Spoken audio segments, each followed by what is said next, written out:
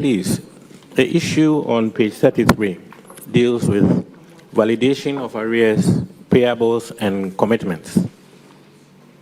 The auditors noted in the schedule of outstanding payables and commitments and BTAs a sum of 3.067 billion, which had been paid out. I want to know, what is the payment process at the ministry?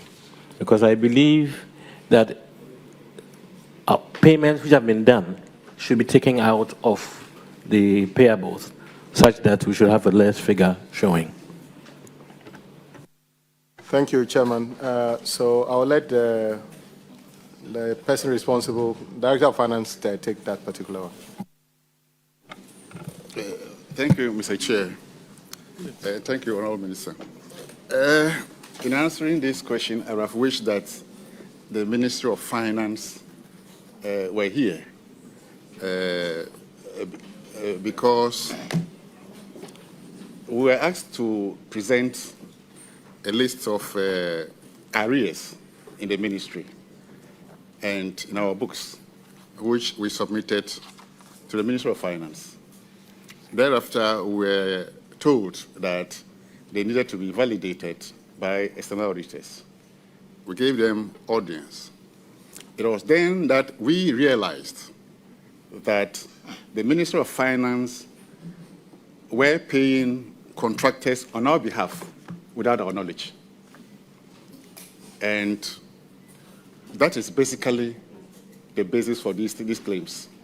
So at the meetings with the auditors and the Minister of Finance, we had made the point that we reject the nomenclature used as rejected to appear as if we had intentionally made payments and resubmitting them for repayment. Completely false. So that is why I started by saying that if the Minister of Finance were here, then they will attest to these things. They were doing things outside the gift mix, paying outside the gift mix, paying bonds without recourse to us, and that is the cause of this amount. Sir, after the special audit, they called you, you went to Ministry of Finance for an exit interview. Isn't that the case? No. During the audit, we met the auditors at the Ministry of Finance, and we made this particular point clear to them. The Minister of Finance, that meeting was chaired by Deputy Minister of Finance, Ampim Daku, and he was outraged. In fact, he was surprised that those things were happening at the Ministry of Finance. And he asked his directors, and they confirmed it there and then. The auditors were there. And what was the response? Our auditors, it's you that have to, what was the response of Ministry of Finance about this issue that he's raising?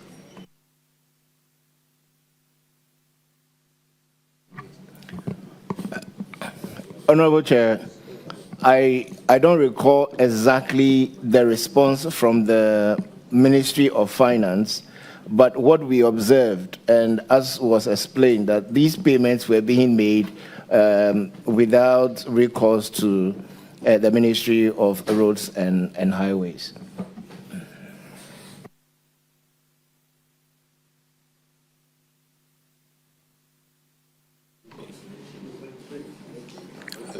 Please, Finance and Ministry, you made mention that you were having difficulties tracking these payments because some of the projects were paid from other sources.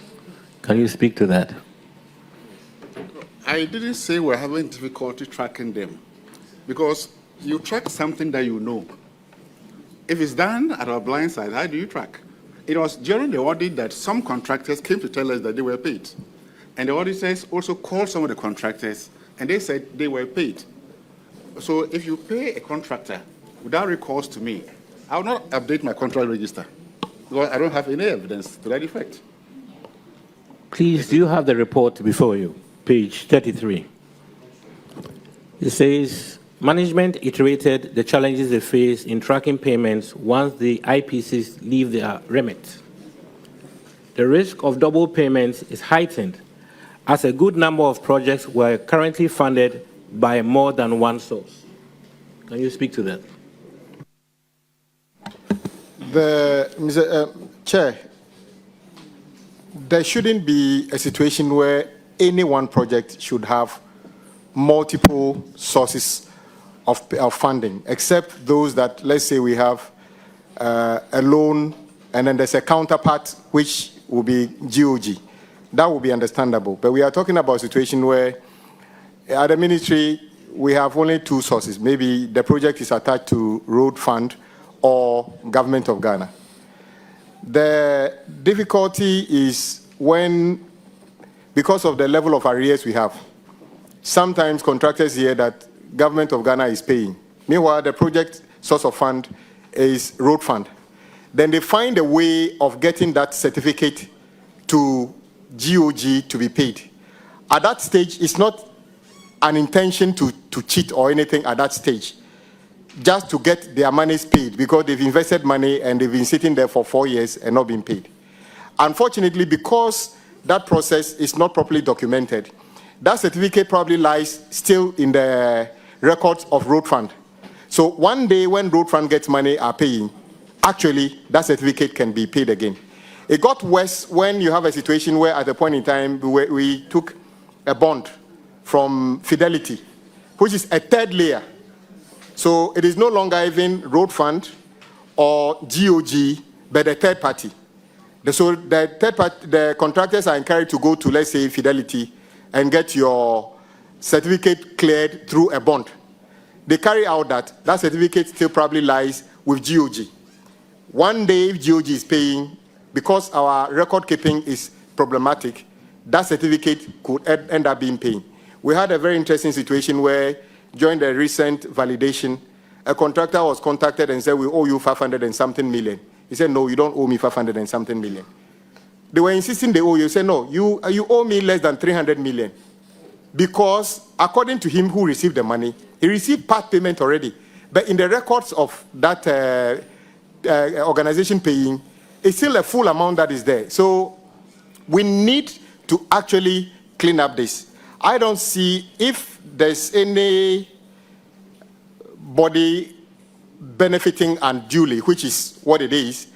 It is the lack of the structured system that gives opportunity for somebody to see that there's a loophole to go and capitalize on. If the payment system was quite clear that when your project is supposed to be funded by road fund, you have no way. It's just like working at Parliament and deciding that I want to take my salary at the Electricity Company of Ghana. We don't do that. So why is it that when we are doing government projects, people can move certificate from A to B like that? So from last year, you cannot move certificate from one entity to another. When your project is GOG, you are stuck there. Whenever GOG gets money, they pay you. If it's road fund, you have to stay there. When we get money, we pay you. But until then, we need to deal with what we are having now. So that is what I think the situation should be. We need to fix the whole system, which is right from Minister of Finance to the entities. Chairman, thank you. Small follow-up. Honourable Minister, when you contract and jobs are done and IPCs are submitted and you take steps to redeem them by way of payment, do the contractors acknowledge receipt of payment? Do you have any such process? Very important question, actually. No. At least as a minister, I've never had any. In fact, what you rather hear is, they've not paid me. When they are paid, then no, good news is no news, I think.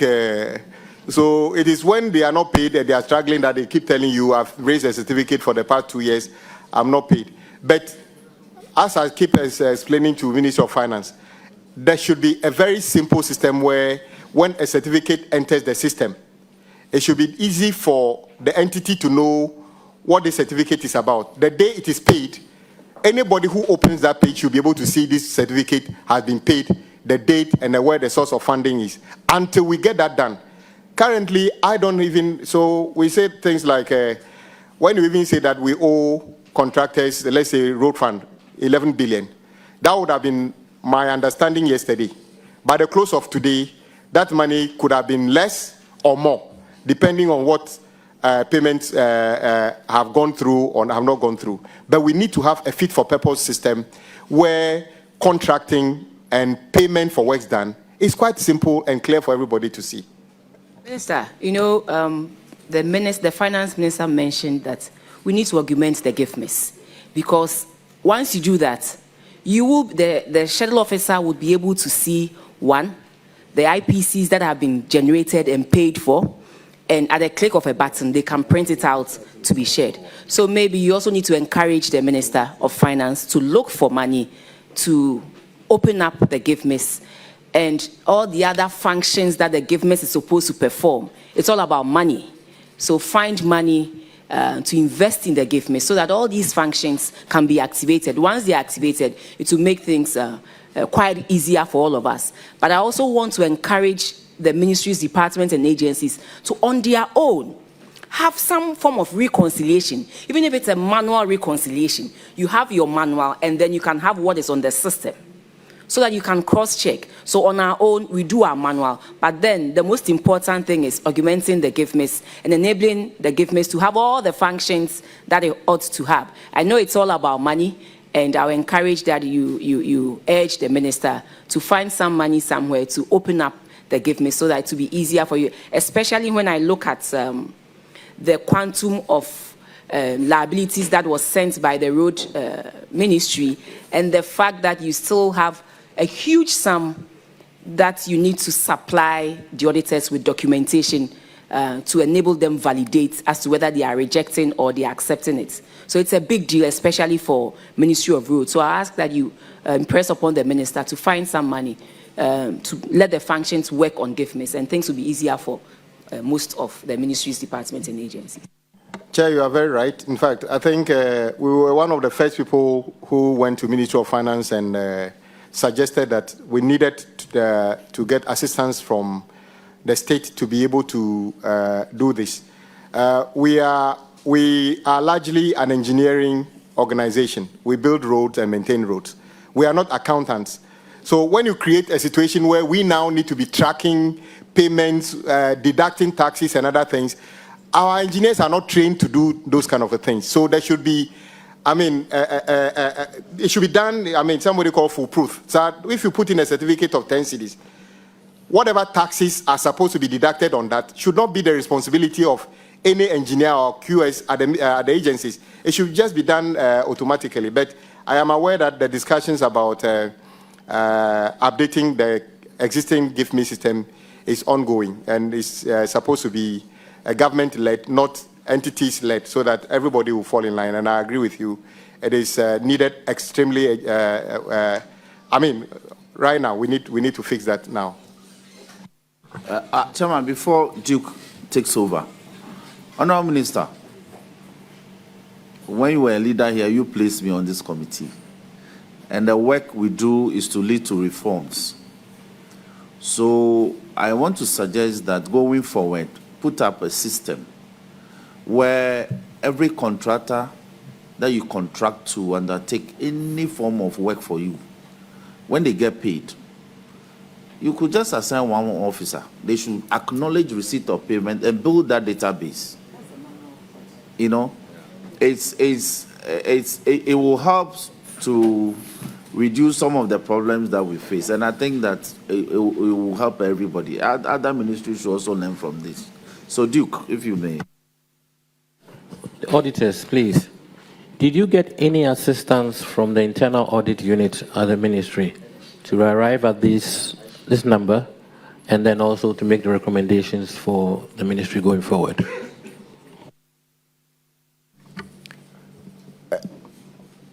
Honorable Chair, we worked mostly with the CFOs, the procurement officers, you know, on this. The information we requested, some came from internal audit, you know, as well. So my understanding is that they were involved in the process. Question for the Minister. Minister, the recommendations made by the auditors, have you begun a process to implement, or you're waiting on funds to be able to do that? I can see here on this particular one, they made 3 different recommendations. We are in a process of, some of them are things that we have started putting structures in place within the organizations. Others will require the Ministry of Finance intervention. So I'm reliably informed they've started working on some of these things. Thank you, Mr. Minister. Thank you. All right. The next is Honorable Cletus, page 34. Thank you so much, Chairman. Page 34. Chairman, basically, my infraction has to do with virtually the same statement that the Director of Finance made. We honestly needed to have Ministry of Finance here because this infraction is validation of arrears and payables and commitment. So the ministry sent claims and commitments to the auditors or the Ministry of Finance, and probably by the time they send the claims and commitment, ministry had paid some contractors. So it's basically the same thing. So you have an amount totaling 264.145 million duplicated in outstanding payables and commitment reported by the Ministry of Roads and Highways. If you take volume 2 of the report, appendix 2, you will see some 18 projects, volume 2 of the report, appendix 2, page 21 of this document, volume 2.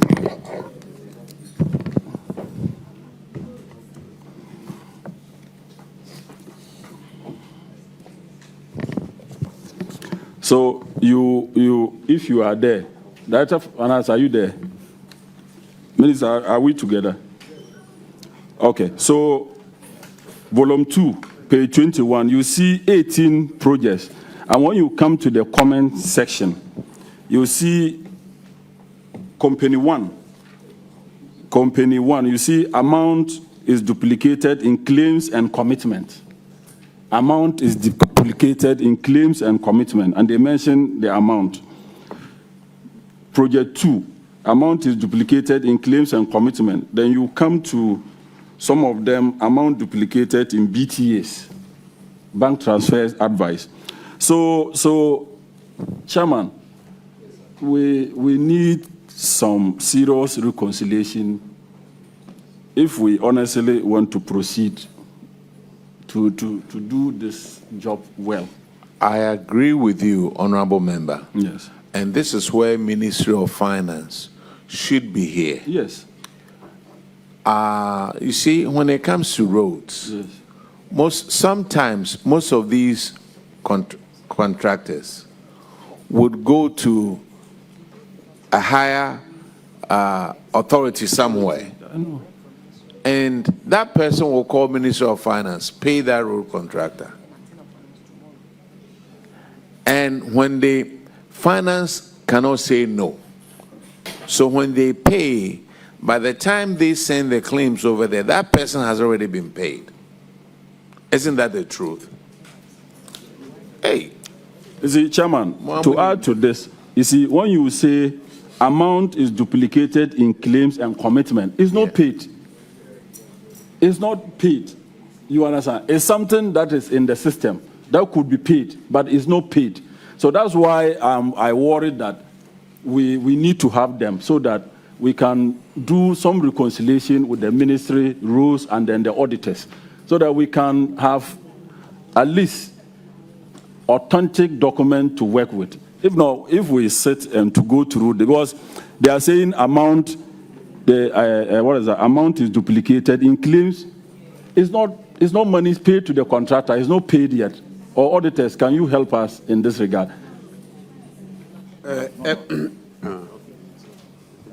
Okay, then. Go to the volume 221. You see some 18 projects, and you will see the comment section, what you kept there. Honorable Chair, as the finding clearly stated, these were duplicated. So they have, on the schedule of outstandings, payables, they have been duplicated. So you see on the outstandings twice. So the details we've provided here, the amount duplicated in claims and commitments, what it means is that that amount is in commitments, at the same time it is in claims. So it's a duplicate. Those that are duplicated in claims and BTAs, what it means is that you see it in the claims, at the same time you see it in BTA. So that is the point that we sought to make. So that is where finance is so key here. We need the reconciliation to be able to tell the claims and then those in duplicate. Honorable Chair, what we did in engaging the Ministry of Roads and Highways, these amounts were rejected. So those amounts that were in claims and commitments, we looked at the supporting document. If an IPC had been submitted, then it should be in claims and not in commitment. So the amount in commitment was then rejected. When it comes to the claims and BTAs, we looked at the supporting documents. If it had moved to the BTA stage, then the one in claims was also rejected.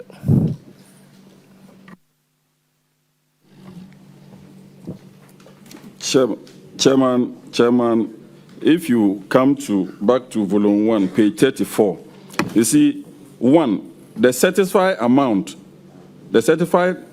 had not been deducted from the outstanding commitment after the IPC had been received and vetted pending payment process. That's 1. 2, the amount was not removed from the list of claims after a payment voucher had been prepared and approved and submitted to controller via GiveMix for payment. Yes, honorable member, that's what the auditor was talking about. So we need some, but Minister of Roads, you were there for the exit interview. Exercise, yes. Speak through the microphone so that Ghanaians will hear you. Yes. You see, probably, let me make this point. You know, it's a cycle. It's a cycle. So commitments in our records are commitments. There is a point they move through the payment cycle. So you get to a point at the BTA, it moves through controller. So they move from there are still commitment in our records because they have not been paid yet. So there are certain times it moves to a BTA level, which means that it's at the point of payment. Until it is paid, we are unable or unwilling to remove it from our records. It is only when it is paid, and merely it is paid, we are notified and in the system, and we take it off our list of commitments. That's how the process works. And you see, the GiveMix system is the objective. One of the objectives was to remove human interface. So, for instance, you will not have internal auditors doing pre-audit of the items before, because they have access to the GiveMix to do real-time auditing of events, right? So you may not have a supplier coming to issue you with a receipt unless you demand so. And certain times we are even reluctant because the idea was to remove the human interface and to minimize corruption, because there was an intention that if you have that contact, that is where it brings corruption. So that is how the system is designed.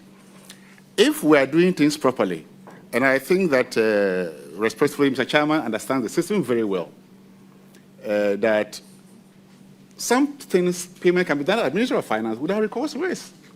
And it's rampant. We used to see it every day. And we just hope that it doesn't continue. But if we are doing things through the government system, we should not have any problem at all. For the system is watertight. And you cannot pay an IPC twice. There's no way in the government system that you can pay an invoice twice. It's not possible. I say it categorically. It's not possible. Chairman, I will end my questions here, except to emphasize that the chair lady and yourself, good self, should expedite action by letting finance do the reconciliation properly, proper reconciliation with the auditors. Then we can interrogate the issues better. Thank you. The one.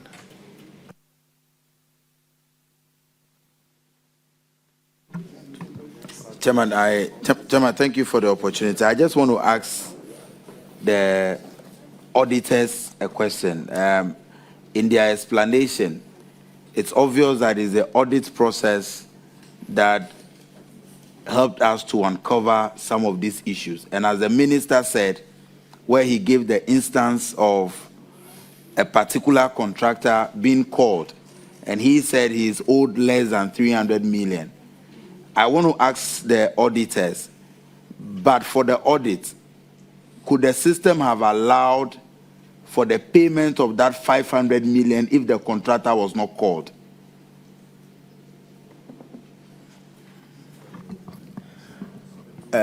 It may or it may not. Maybe the minister can help.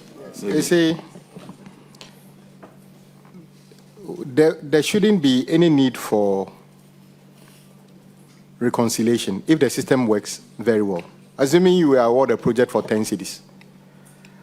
A regional director of highways in OT is looking after the project. They raise a certificate of 2 cities.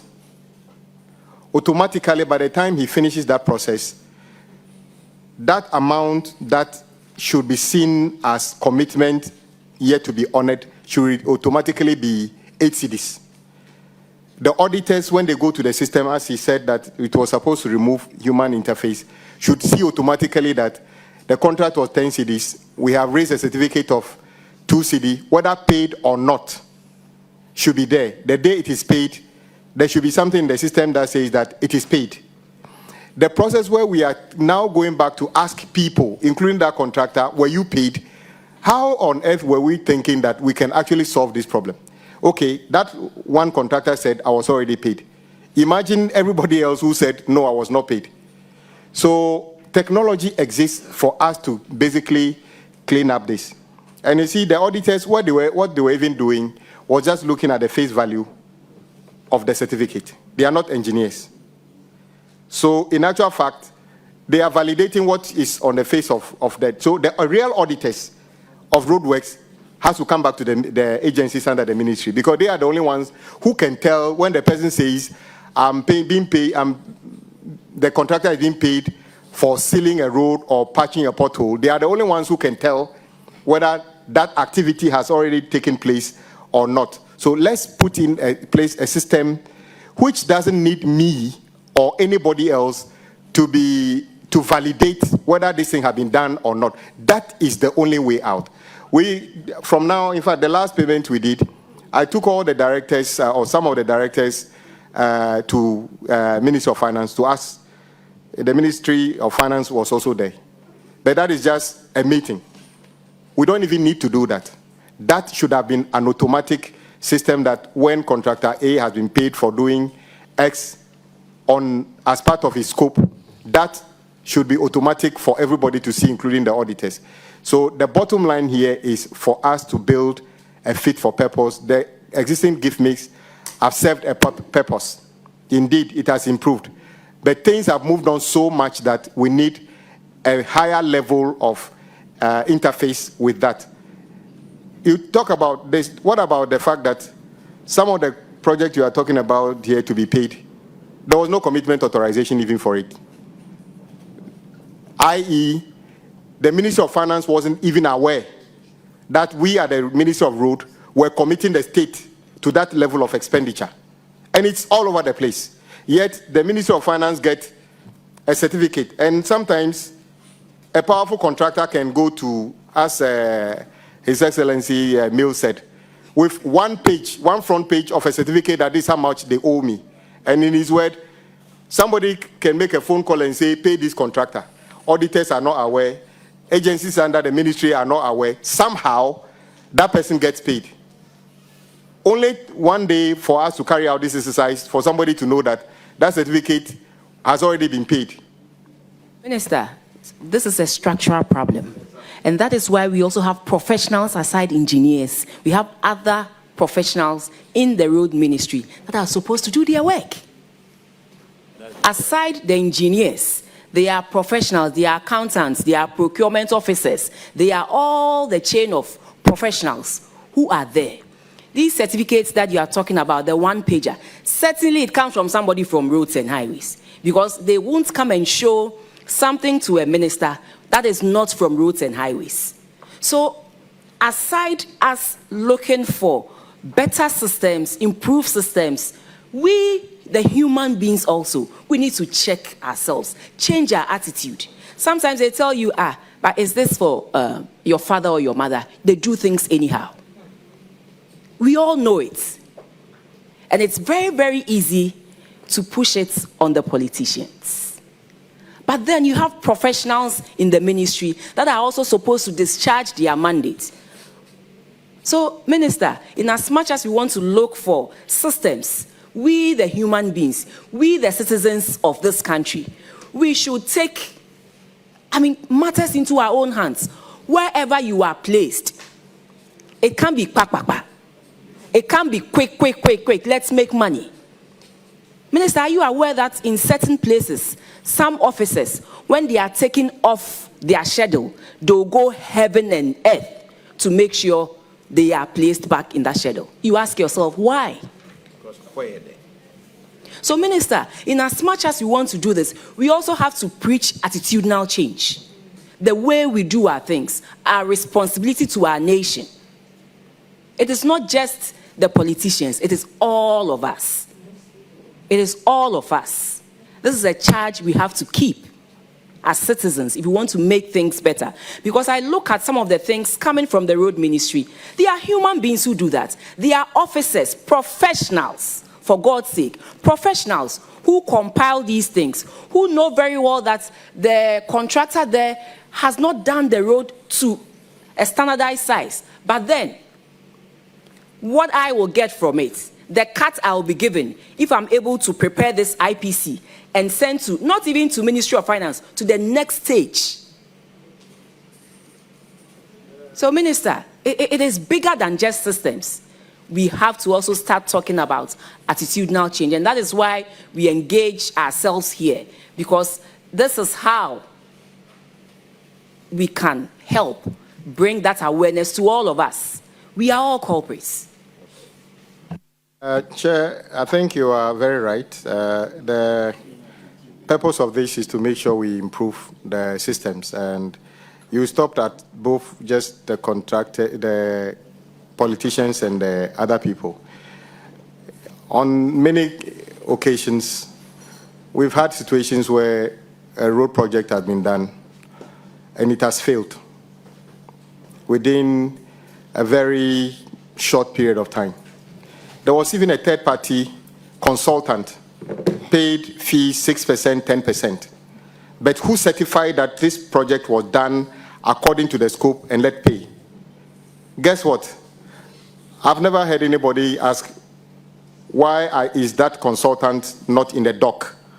Because the first recommendation for that certificate to be paid must have come from him before it gets to the regional director of highways or urban road.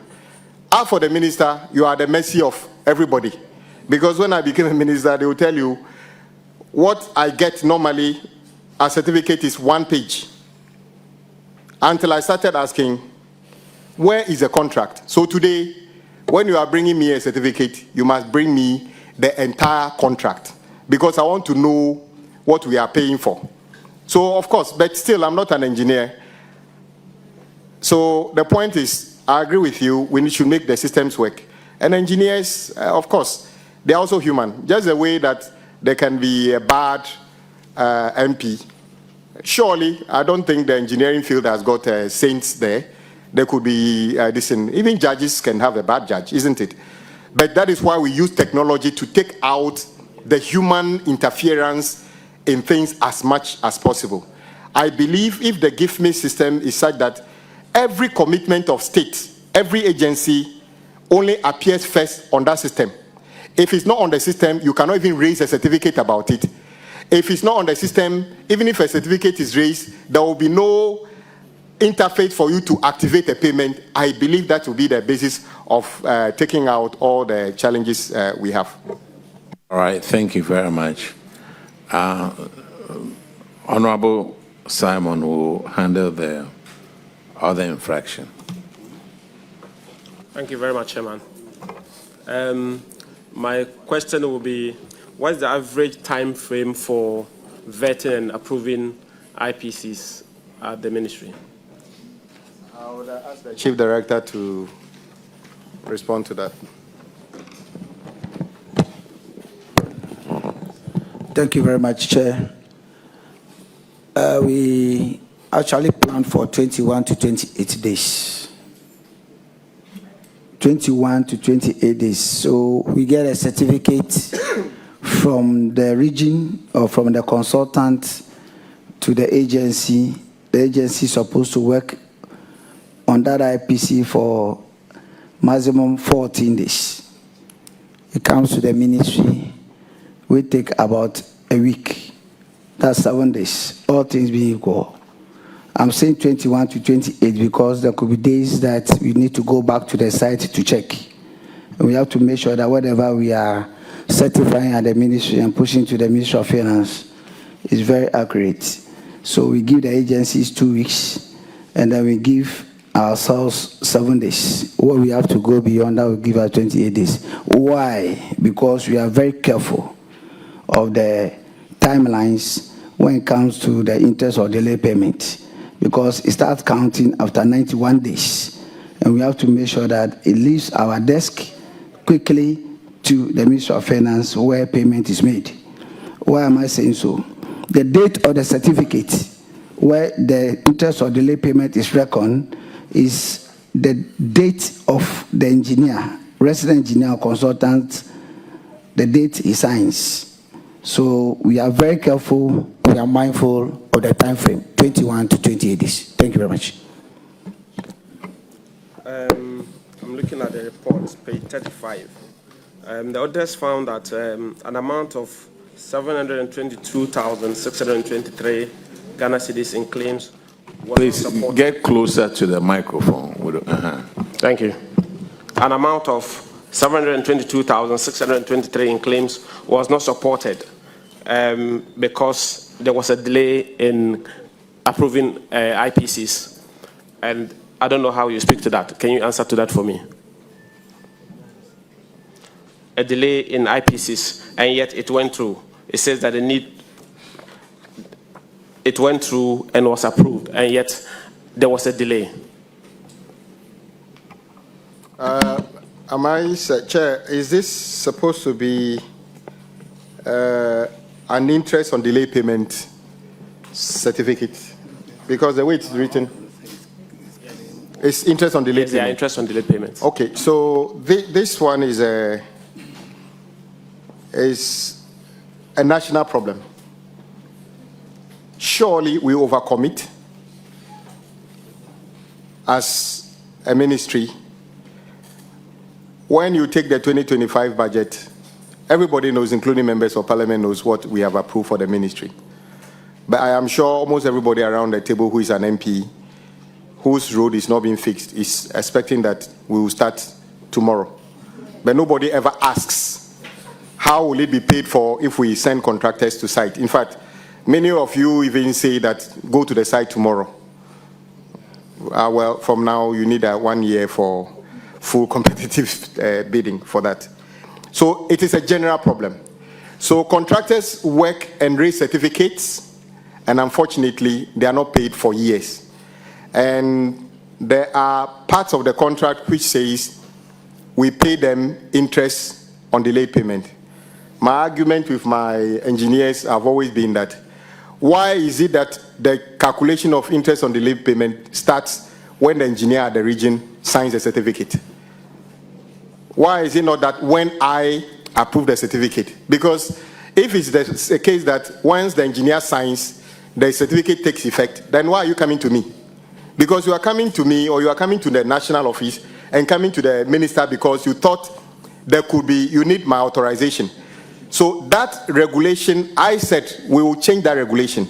It shouldn't be that when a regional director signs a certificate, the contractor can start counting the interest on delayed payment from that day.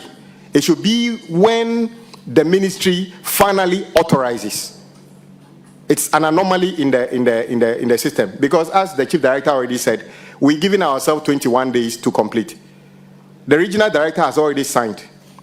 What if I am unable to sign within that period? The contractor can still start counting interest on delayed payment. So we need to take a look at that. The intention is not to make the contractor worse off, but we need equity, some balance. Of course, when contractors borrow money from the bank using their houses as collateral and go and use it to fix my road or your road, we are not expecting them to take a hit if there's delays in payment. But we need to have some level of understanding that doesn't make, in fact, until recently, until the tail end of the last administration, interest was even compounding. So you could see a certificate rate for 2 million. In a few years' time, it's 6 million. 6 million. But Honorable Minister, the law is the law and is the law. If you want any amendment to it, you know what to do. So let's do that.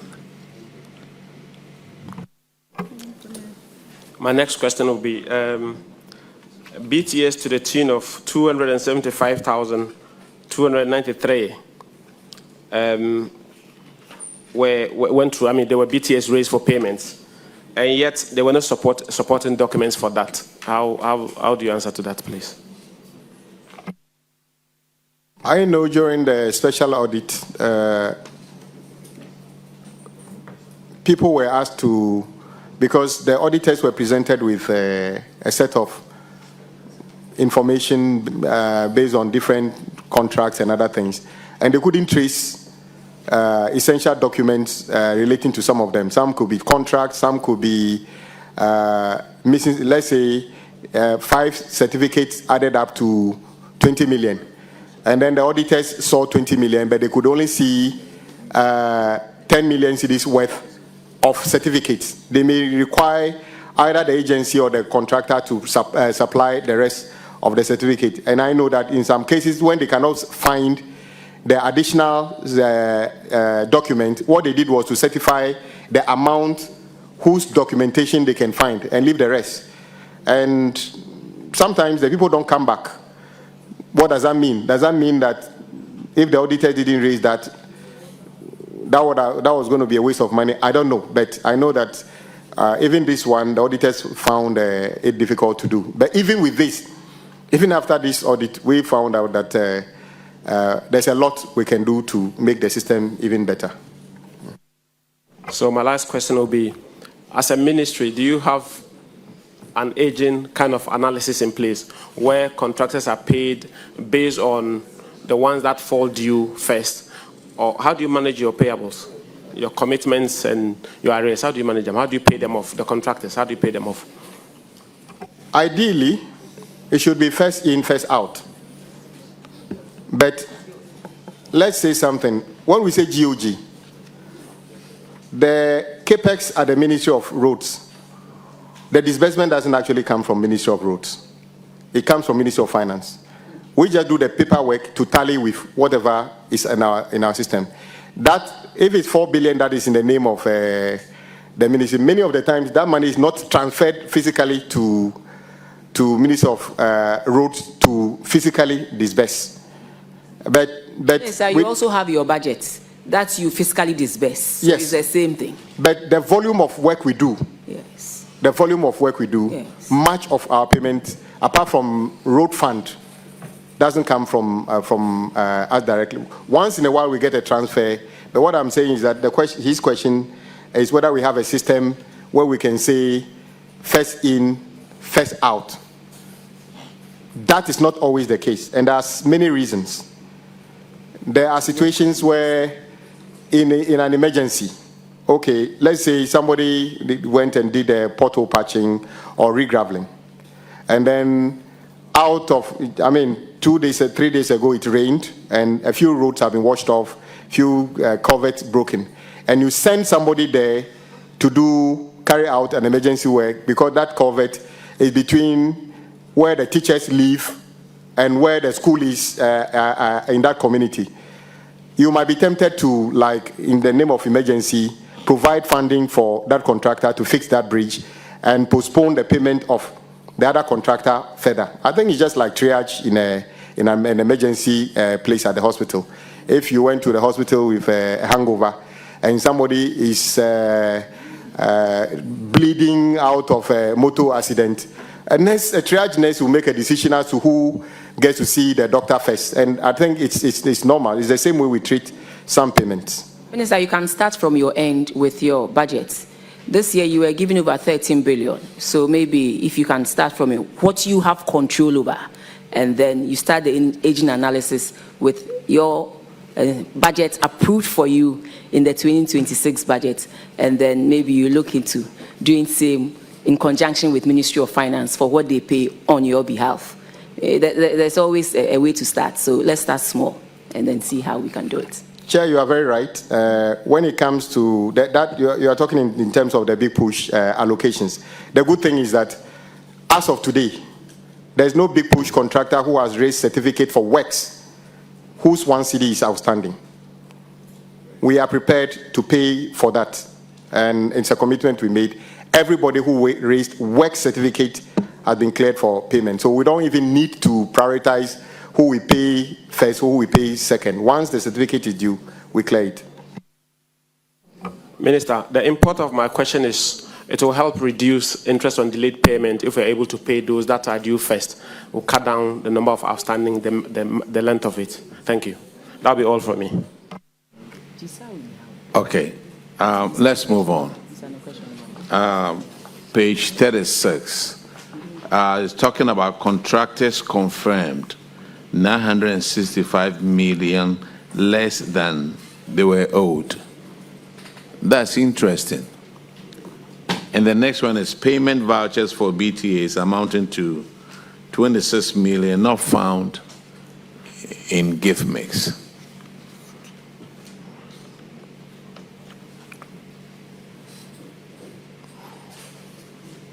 The financial guy, why? Oh, Chair, I think it has to do with the same issue where the payments are done at finance without recourse to us. It's the same issue. Otherwise, Up to the tune of, payments are done out there up to the tune of 26 million. 26 million. Yes. Yes. Yes. So they paid that, and you didn't have that in the gift me system. 26 million, 965 million. It's 965. Yes, it's 965 million. Contractors confirmed that 965 million less than what they were owed. Similar to what the minister said. Yes. So it means that they receive these things without our knowledge. That is what I understand about that thing. So how do we solve this problem?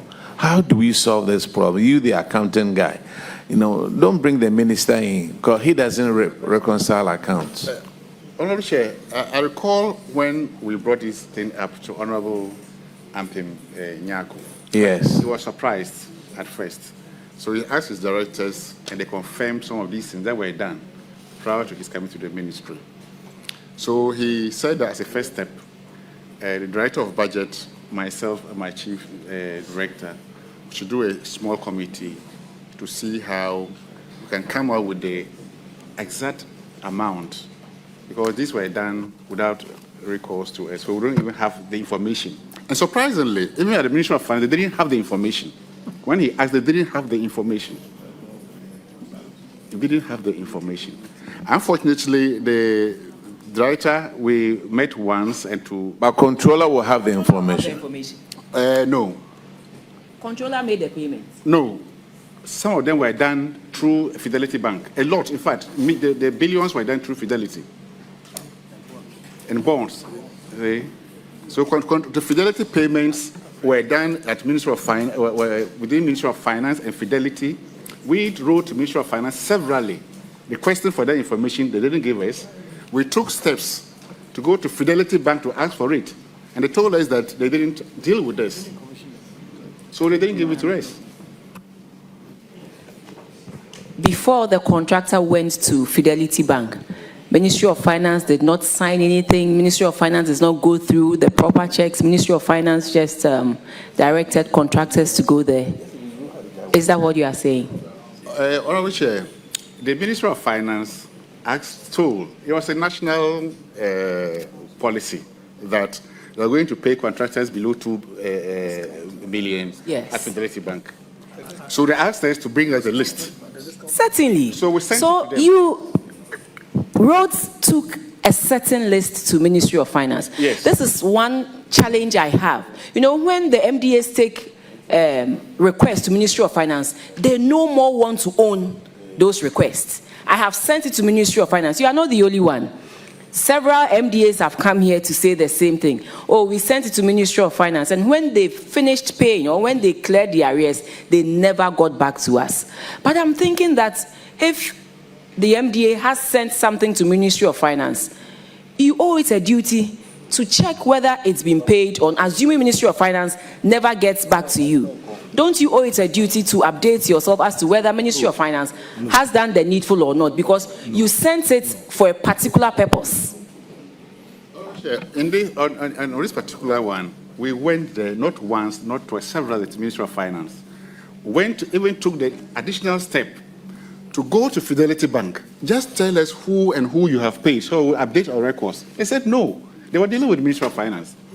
And surprisingly, we would have thought that even if they were paying the list that we sent to them, but this audit reveals that they paid contractors who were not below 2 million. For 35 million were paid without our knowledge. It was this audit that the contractors said that they had been paid. Were they part of the list you sent? No. They were not? No. They were not in your books? They were, of course, we owed them, but they were not part of the 2 what million, you sent? Below 2 million, no. But they were 35 million. So there's a big deal that Ministry of Finance and Ministry of Roads will have to come together and work on how payments are done. It's a big deal, and I know Minister is up to it and will support the Finance Minister to make it happen. Yes, Chair, I think you know about these things better than I do, that the only way to do this is to have a system that works. Indeed, the ministry wrote to the chief director at the time of Ministry of Finance requesting an update of what we have done. In fact, the Ministry of Finance was just trying to help retire some of the arrears we owe contractors which we cannot pay from our budget. So it was a genuine attempt to help. But I think the process got, because some people went to the Fidelity Bank, they were paid part of the money, not all the money. The details does not even come back to the agency to say that now we've done part payment. So you can see clearly for what we have done so far, a few minutes, the potential of the waste of state resources simply because of bad record keeping. Sometimes not necessarily because somebody have decided to cheat, but even if the person started cheating, he just saw a loophole in the way we do things. Because if the system was watertight, there was no way the person was going to present the same certificate twice to be paid. So this must be, even if the government were to say, we want to take a loan from Fidelity and pay the contractors, maybe you would have been having a better control over it. But the consensus is that we need to do better in terms of managing the data we have, especially if it's going to lead to the disbursement of public funds.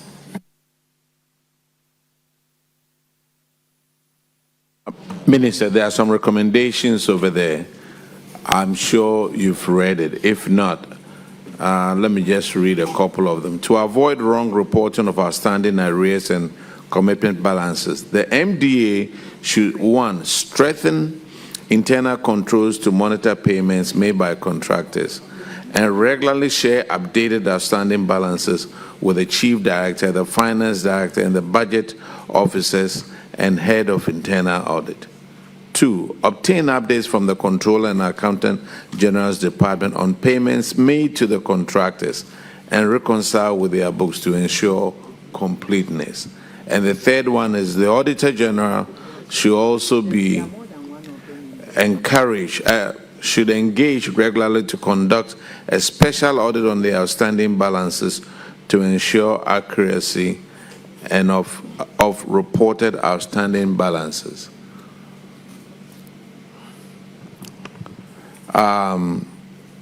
Let's move to Honorable Roosevelt Hotoje. Yeah, this infraction, Page 38. yeah. This infraction has to do with some key documents not provided for, validation claims and commitments amounting to 9.743 billion Ghana cedis. The auditor, in course of the audit, realized that some key documents could not be provided by the management of the ministry. They indicated that there were no evidence of parliamentary approval cited. 2, no commencement certificates provided for. Most of the validated claims and commitments, and that alone sum up to 8.798 billion Ghana cedis.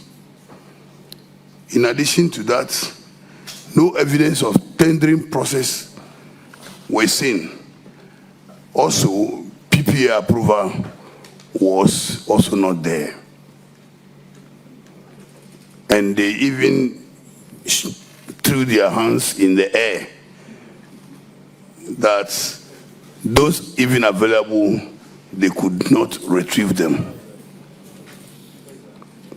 What is your stake? What is your take on that? Let me know.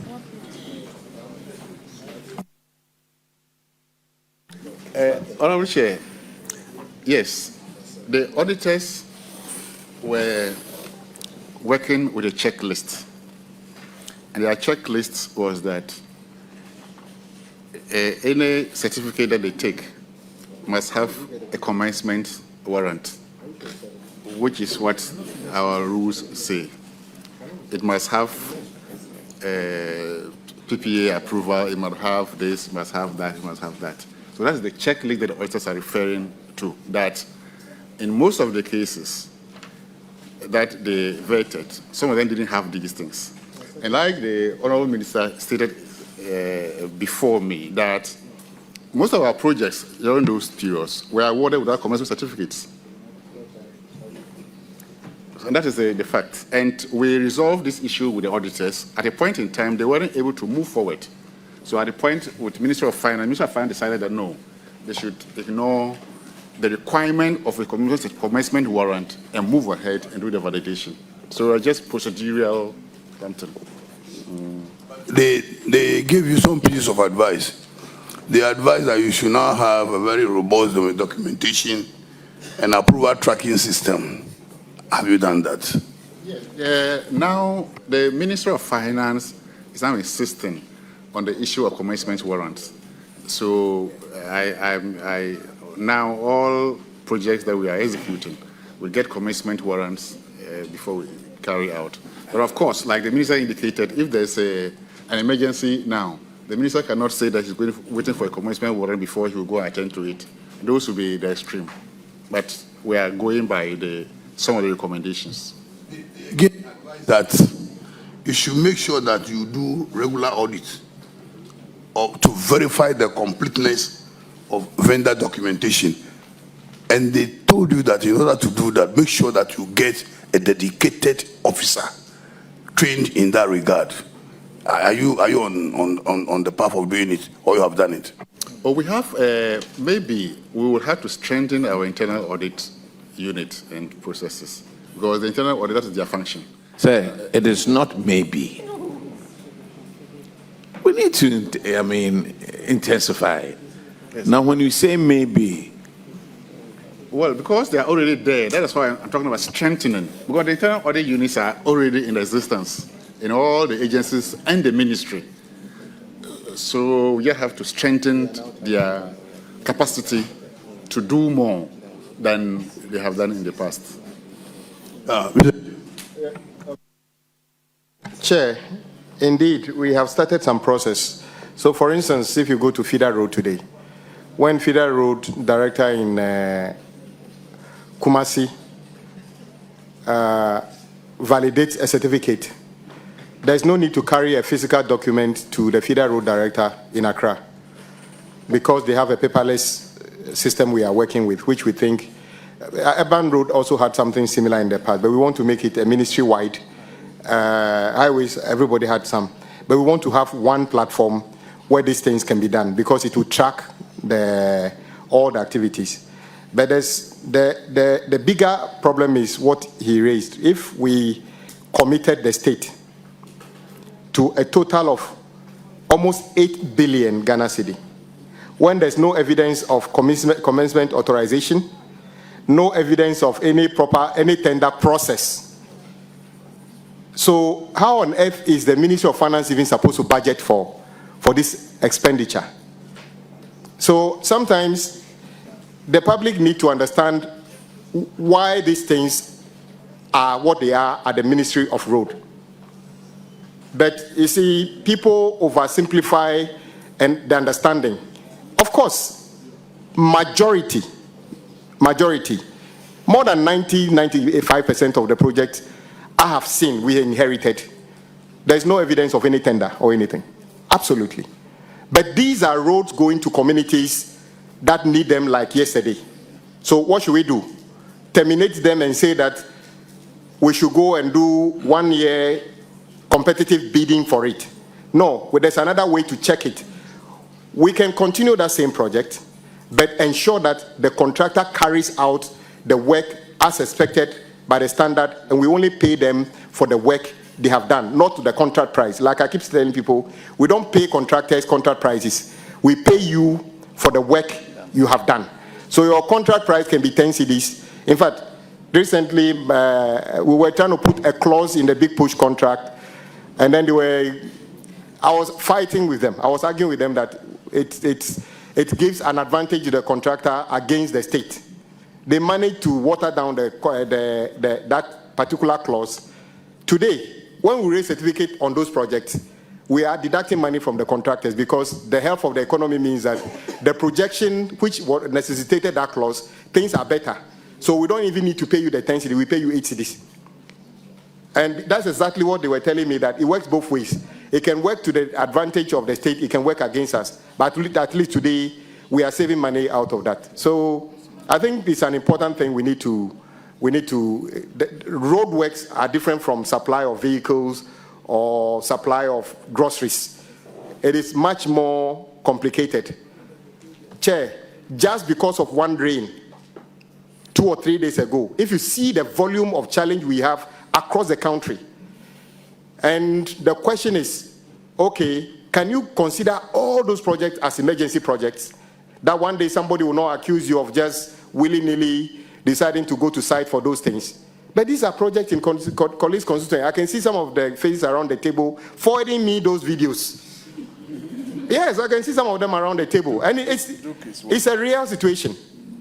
it's a human situation, not that we sit at the ministry just to decide that, oh, as for us, we are sharing contract for no reason. But we are always diligent that what we pay for, especially using public fund, actually is worth what it should be. But we should strengthen the system, that the human interference is less. But so all these projects, 7 point something billion, we will not terminate them.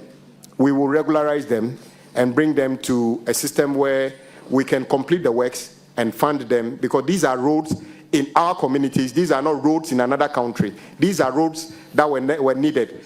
The people who were in charge of the ministry at the time thought it was a necessary thing to do. We don't think that it was wrong, that we should terminate them. We'll try to perfect those projects and make the contract fit for purpose.